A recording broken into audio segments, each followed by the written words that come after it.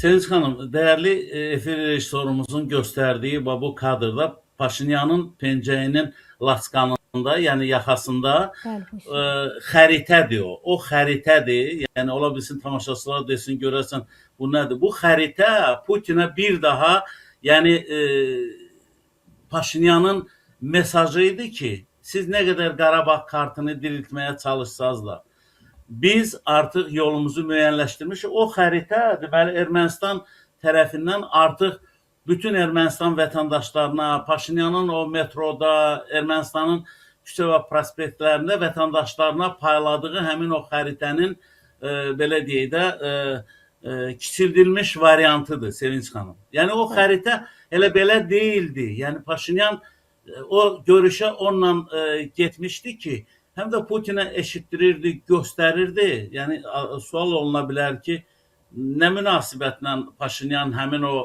xəritəni yaxasına taxır. O demək istəyir ki, siz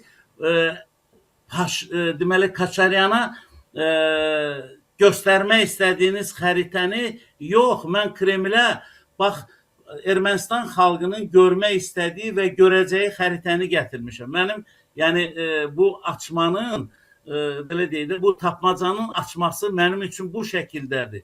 Ola bilsin biraz tamaşaçılara sizə qəribə görünsün, amma yenə də deyirəm ki, o xəritənin tutaq ki, bu görüşə nə aidiyyəti var idi ki, deməli Paşinyan onu yaxasında Kremlə gətirdi. Bilirsiniz, çox dərin, çox ağıllı gedişlər eləyir. Mən sizə deyim ki, ötən həftələrdə də, yəni bu komandanın, Paşinyan komandasının, Sevinç xanım, qısaca belə deyim də, həm özünün, həm spiker Simanyanın, həm Təhlükəsizlik Şurasının katibi Armen Qriqoryanın, həm deməli baş nazirin müavini Miguel Qriqoryanın, hansı ki bizim Şahin Mustafayevlə bir komissiyada çalışırlar.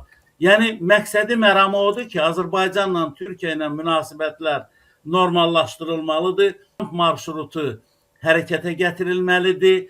Naxçıvana gediş-gəliş təmin olunmalıdır. Averçukun orada o belə deyək də nəyisə dilə gətirməsi, nəyisə deməsi, əgər siz zamanında razılaşsaydınız, biz artıq indi dəmir yolunu tikib qutarmışdıq, artıq müəyyən işlər görülmüşdür. Yəni siz Avropaya arxalandınız. Bilirsiniz, sualınızın cavabı kimi mən hesab eləyirəm ki, bu günləri Paşinyan həm Avropa İttifaqından, bilirsiniz, gələn ay İrəvanda çox böyük Avropa İttifaqı ilə Ermənistan arasında böyük bir toplantı keçiriləcək. Bu toplantını da may ayına ona görə salıblar ki, Kaya Kalas və komandası Paşinyana dəstək olsunlar və Rusiyaya növbəti dəfə bu belə deyək də əzələ nümayişidir ki, siz Paşinyana qarşı hansısa bir addım atmağa çalışsanız,